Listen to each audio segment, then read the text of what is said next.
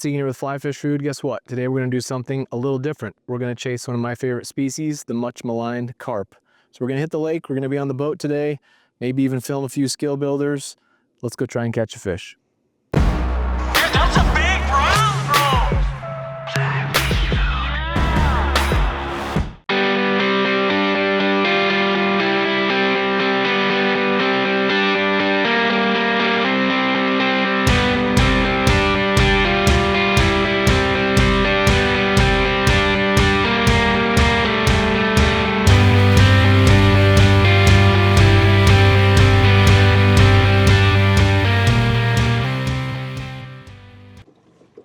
All right, we just launched the boat. We're out on the lake. First thing we're going to do is go try and find some fish. So since our first plan is to try and get them on the surface, we're going to look around and see if we can find a few fish, maybe some groups of fish on the surface.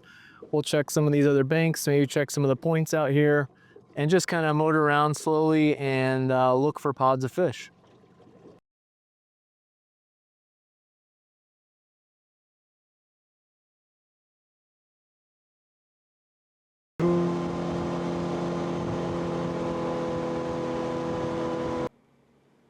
All right, we've stopped in a little bay here looking for some fish.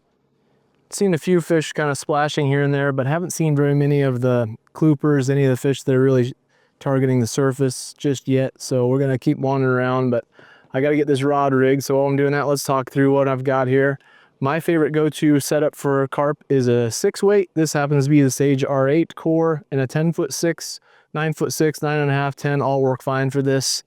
Any 6-weight that you like. Some people like 7s for carp as well. Even 8s in some instances. For me, an 8's a little bit heavier than I like, mostly for the impact of the line setting down on the water. A 6 or 7 to me is more of a happy medium. In this case, I have an old Lamps and Lightspeed. Any current model reel that has a decent drag will work very well. A weight forward 6-weight line. This is the Scientific Angler's Amplitude Infinity. It's a nice taper, long-bellied head. It'll allow you to do some longer casts. But again, most standard weight forward style lines of your favorite brand or choice would work really well also.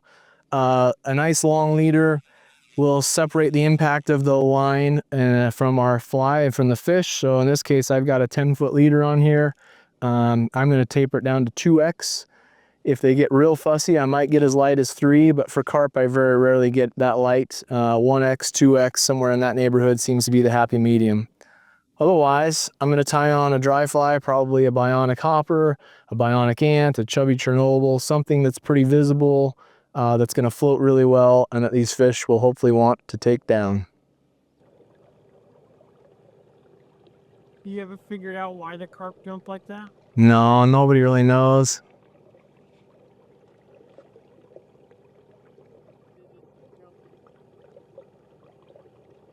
Aerial acrobatic. They just move. I don't know why they do it. And then when they're chilling just subsurface, that's when they are at the eat. Yeah, like, is there something back in there? Do you see the nervous water back there?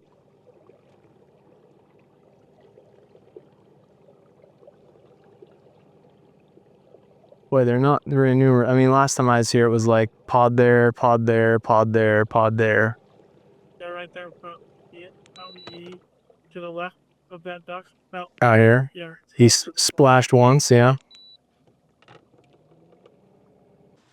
All right, I rigged up with a dry, but there are no fish at the surface, so we're going to adapt and go subsurface. We just found a fish mudding in the shallows. So I'm going to put on a little chartreuse headstand and see if we can find a player on this guy. All right. We haven't found any on the dries, but I just found this guy sunning. Cast the headstand just past him, did the old drag and drop, and he slid right over and sucked it down.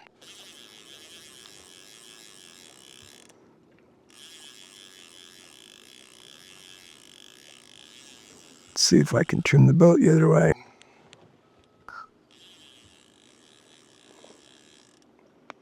All right, on carp, the very first run, you usually can't stop them. You just kind of let them go.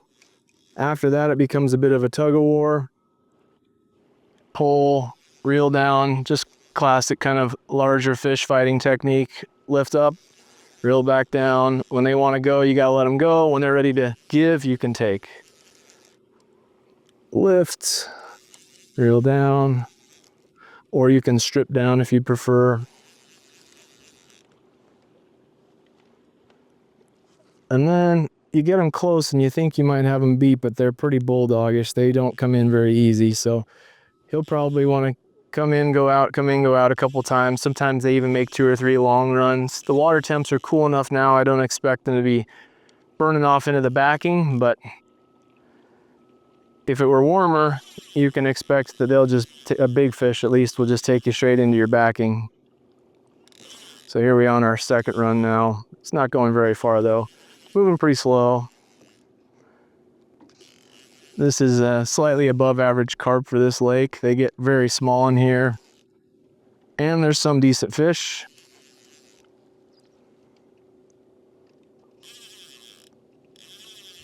And then once you think you've got them totally finished off, they'll see the boat.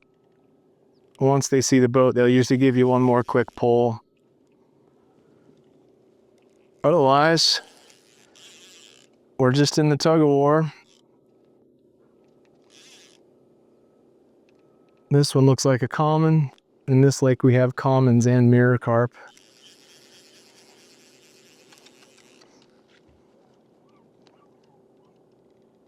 I'm kind of applying as much pressure as I dare on the tippet at this point, trying to tire them out a little. They don't like the boat so much.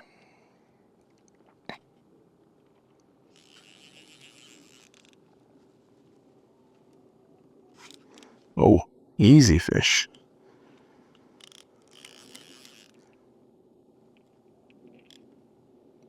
Carp are really strong. They're very adaptable fish. You can find them in a wide variety of environments. In my opinion, a very undervalued sport fish. They are a lot of fun. They're very challenging fish to catch. And they fight really hard, as you can see. All right, he's starting to show signs of wearing down. That term being relative, but I think we've about got him. Let's see if he slide him in here without seeing the boat. Yeah, nice. All right.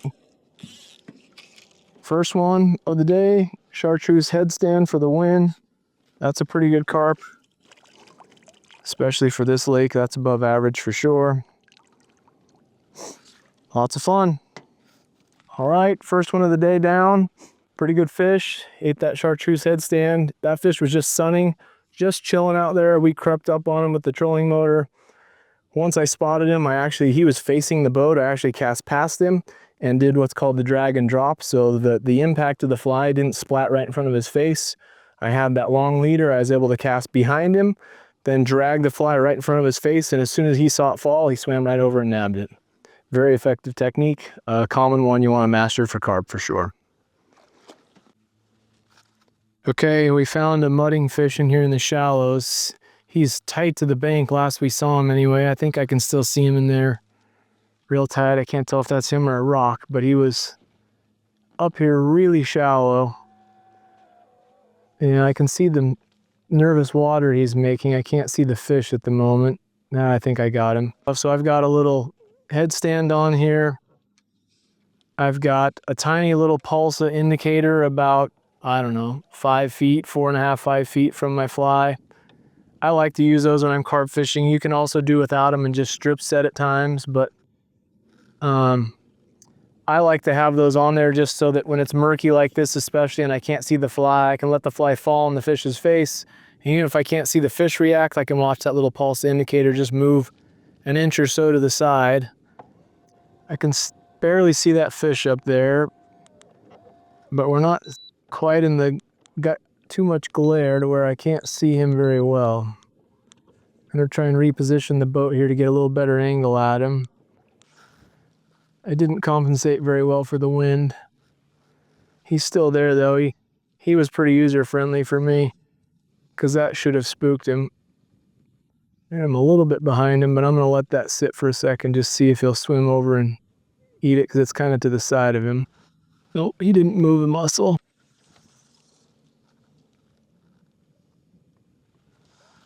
His tail just popped up. I'm getting buck fever here. I'm making lots of bad casts. And I'm trying to lay it in there soft, and then when I'm doing that, the wind is blowing it behind him. And I really need it to be in front of him or he won't know it exists. That's the best one yet. Let's see if he'll slide forward or if he can even see it. I can't see him at the moment, too much glare. There, I can see his tail again, I think. That one might do it. Yeah, that did. Oh, he came loose. I had him for a sec. It was fun. I made lots of bad casts. I finally made one good cast. I had him for a sec. He ate the headstand. I set pretty hard. I may have just pulled it straight out of his mouth. Who knows? But fun fish, fun target. Man, they're tough right now. We lost our light. We've got cloud cover, which is making it more difficult both to see the fish and to register takes. But hopefully we'll find another fish here in a second and get another chance at him. In case not, some of the keys to this, you got to get the fly in front of their face. These fish are not very aggressive. They're not like a trout where if it's 6 feet ahead of them, you can kind of twitch it and strip it and they'll come out and murder it. Most cases, these fish, it's got to be within 6, 8, sometimes 10 or 12 inches of their face. You saw probably there what I did is I cast my fly past the fish and I actually dragged it back in to where it was right in front of them. Call that the drag and drop. You do that because if you splat the fly right on top of the fish, it tends to spook them. By casting beyond them, you separate that impact of the fly a little beyond the fish, drag the fly to where it falls right in their face. Then I like to rely on this little indicator to tell me when the fish has it. In that case, the indicator just jumped a couple of times. I tried to strip set. I did get tight to him, but then it popped loose. Hopefully we find another one to get a couple more shots at here. Okay, a couple more targets. That's a pretty good one right there. See if he'll turn and eat. Yep, he sure will. Okay, I cast just beyond him. Then drag the fly right in front of his face. Then just watch for his body language to turn. Once he turned, then I was able to just watch the little tiny pulsa indicator. Once the indicator moved, I knew I had a fish on. And now, there we go. Got to get him off of the fish finder. Get my spare line up here.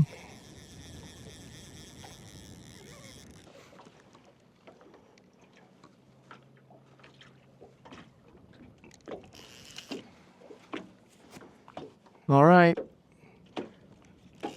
Chartreuse headstand again. The old drag and drop.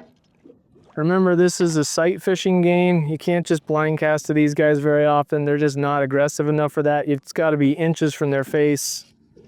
If you pull it really close to their face and then swim it, again, probably not really that crucial what you throw. The headstand works great for me. I've caught them on little leech patterns.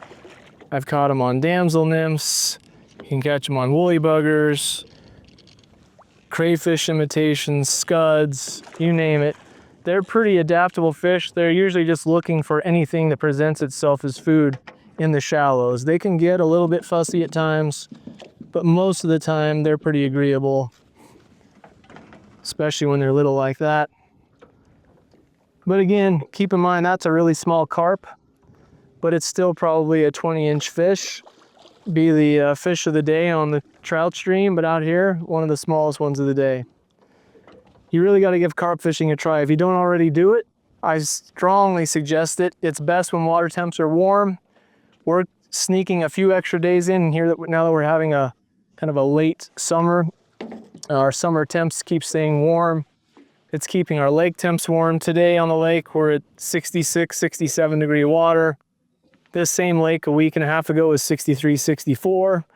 They're active in all those temps. When we start dropping below, mid 50s, they're going to become less active. But right now, still a chance to get out and get after them. If not, if you don't have time in the next little bit, do a little more research and sneak out after them next summer, next spring, May, June, depending on where you live, could even be March, April, you never know. But they're a fun fish, hard fighters, very challenging to catch. If you're kind of bored with trout, I'm not, but if you get that way or you're bored of fighting the crowds on your favorite trout stream, give warm water fish a try. I think you'll like it. All right, we just spotted some surface feeding fish. We're hoping to get there before the pelicans beat us to them.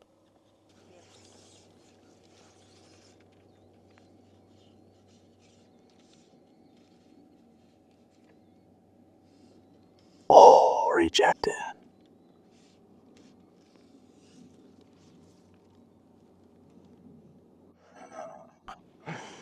He did not like it.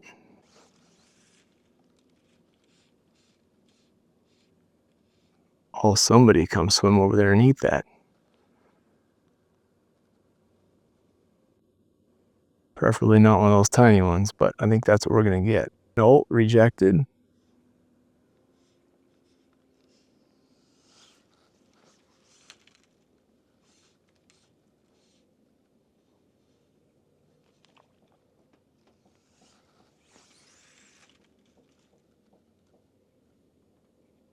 He heard it. Turned around, but he didn't find it.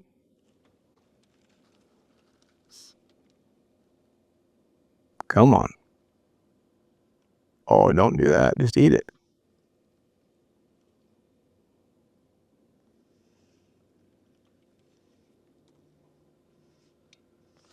Oh, he ate it. You like it? Yeah, I didn't get him, but he ate it. Oh, he tried it, just didn't get it.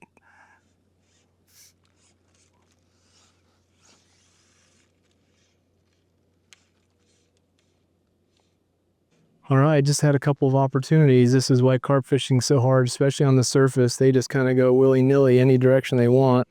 We still have some pods. There's 3 pods of them out here. Hopefully we can get one eaten dry here in a second. But I've had one eat and a couple of rejections. See if we can seal the deal on one here. They are not being easy. Oh, get off the line, you idiot.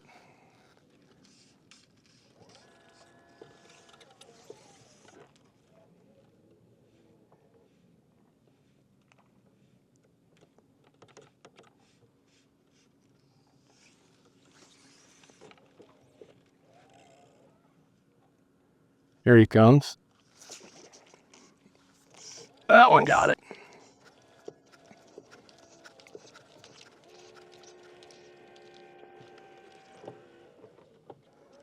Nice. Yeah. I think you might be right. Yeah, it's a mirror. Mirror on a dry.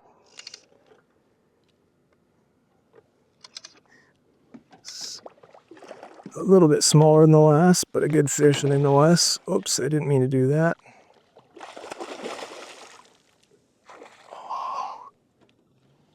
Trying to land this one quick since we've still got pods of fish out here.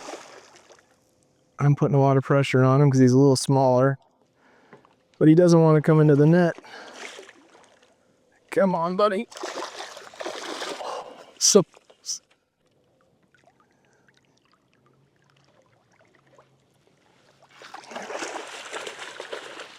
he's gonna still have some kick to him. All right. Show the firelight. All right, Bionic hopper, purple is what that fish ate. Let's get him back. Fun times. Triflating carp doesn't get a lot better than that.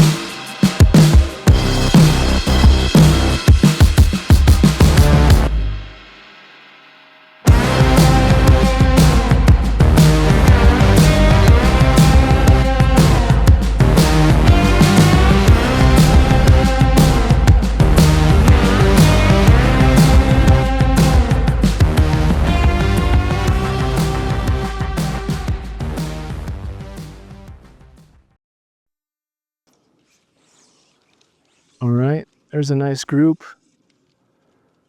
Plop that fly in front. Oh, they were fighting each other for it.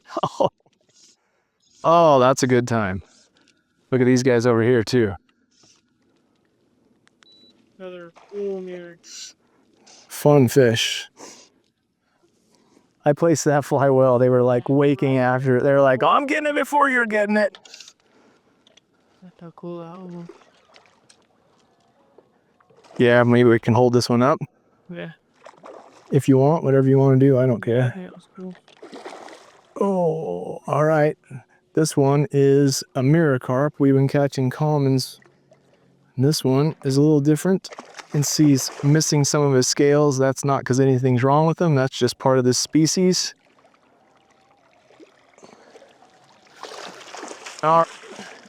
This one also ate the purple Bionic hopper.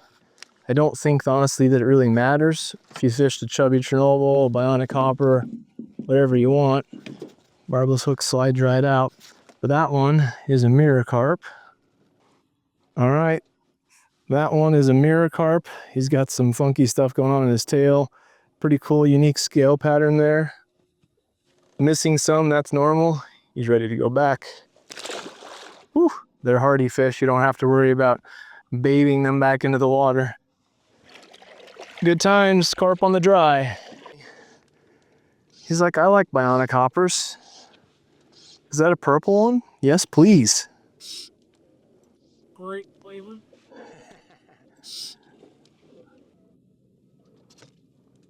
Medium-sized fish here, but a dry fly eater. I like that. This is more like it.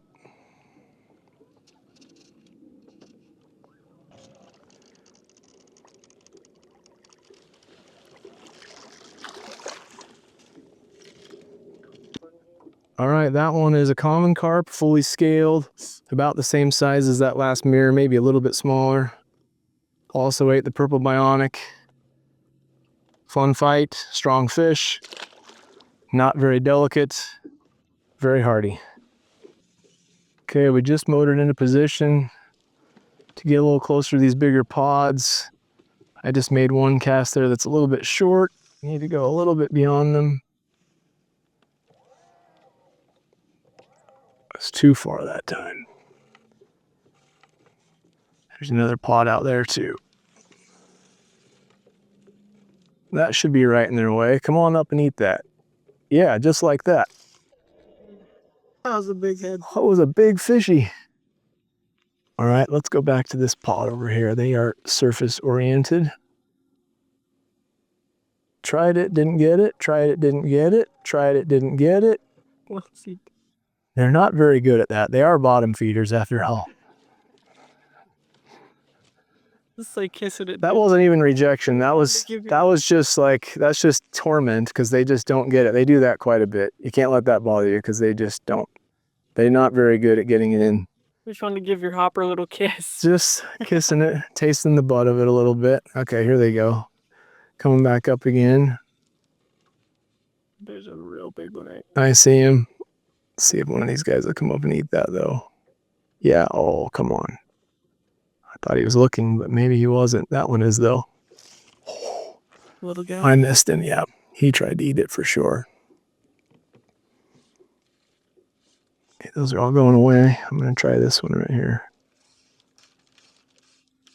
Maybe not, he's dropping down. Anybody else close? Just go back to the pod. Pod's kind of going away from us at the moment. Okay, that's a long cast, but let's see if we can get one there. Because they're at least looking up at the moment. Short. Maybe if that one wants to come over. Turn left for me. Turn left. Yeah, keep turning left. Not left enough. Yeah, that one might. He needs to go forward now. Oh, I flipped. Yep. They are quite good at going whichever direction you don't want them to go. But you just keep peppering them with casts. Try and lay down soft. Long leader helps a lot. There's one nice fish that's kind of outside of the pack there. I might have put it too close behind him there, but see if he'll turn around for me. Oh, he thought about it. There, he saw it again. Yes, that's a good one too. He thought about it. I twitched that fly one time. He came up, looked at it, rejected, turned, and I twitched it once, and then he came back up and ate it.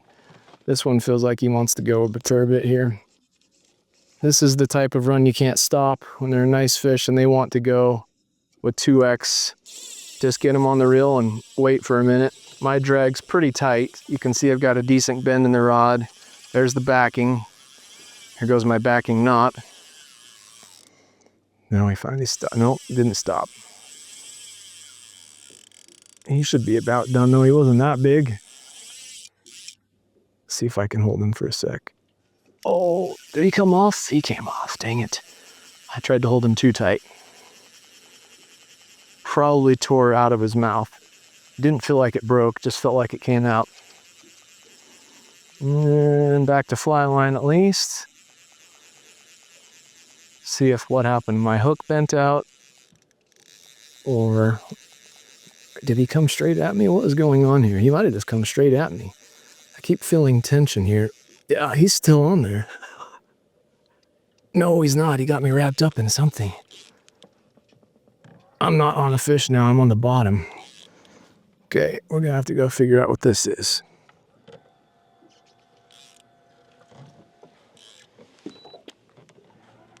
The Yuba monster. It wasn't that big.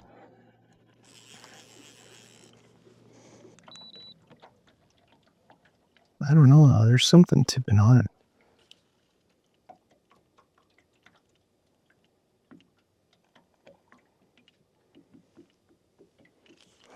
I can't tell.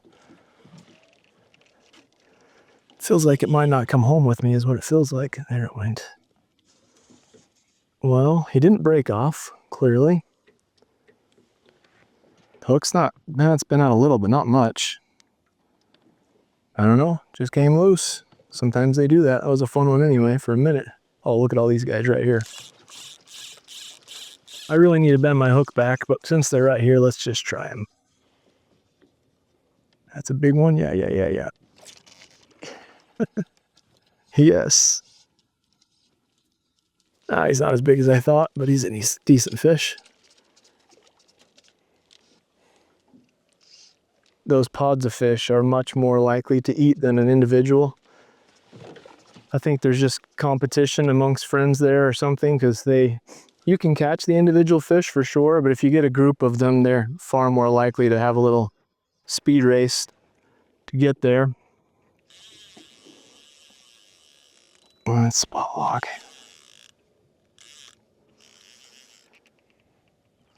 See if I can keep this guy high enough in the column. I don't know if he got me under some sticks or what, but that last one worked me over pretty good.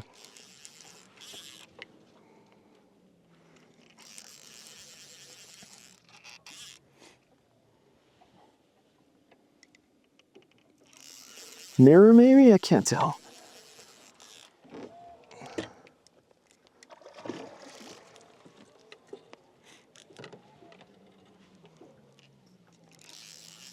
Your net's up against your seat, just so you know. Thank you. Yep. No, I think just a common with lots of scales maybe. I haven't got a real good look at him yet, but... Here. No, it's like a mirror, just fully scaled mirror, I think. Yep, mirror.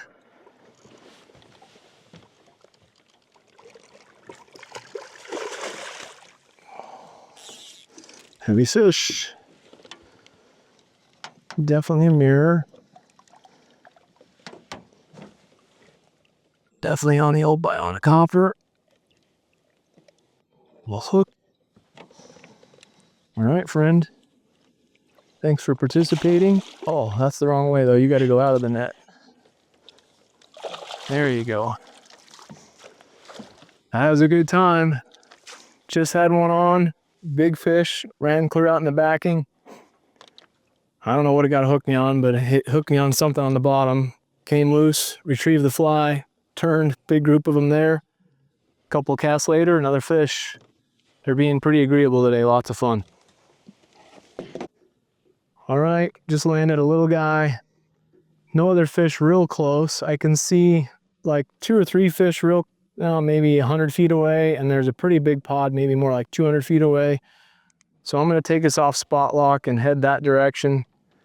See if we can get a little closer and get some shots at some more fish. All right, we got a Lone Ranger over here.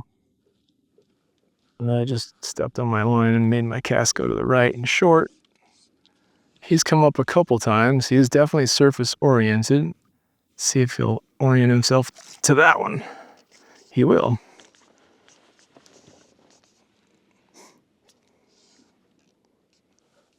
Nice.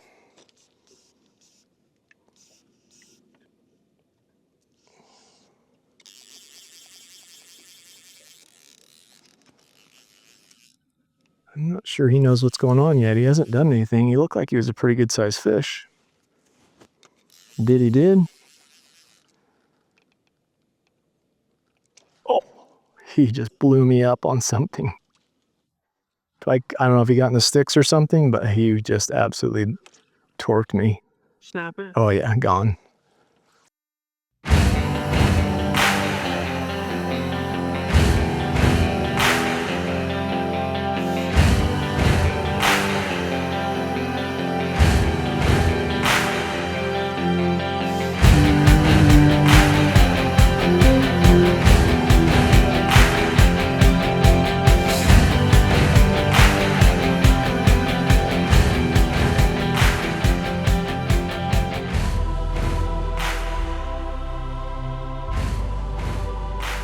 That was a fun pod. Cruisers in there. Hopefully you saw that on the drone. I made one bad cast. It's all right fish, yeah. Average, maybe middle of the pack size-wise. I made one bad cast kind of the side of them. They all turned, and then I redirected the next cast, put it right in front of them, and it was like a race to see who could get it first. This common beat the rest of them out. Oh yes.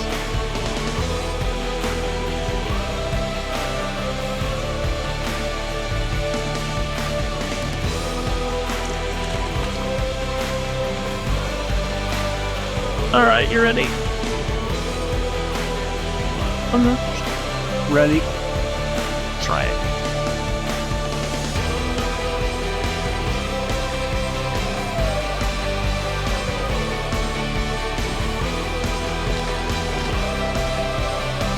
Yeah, boy.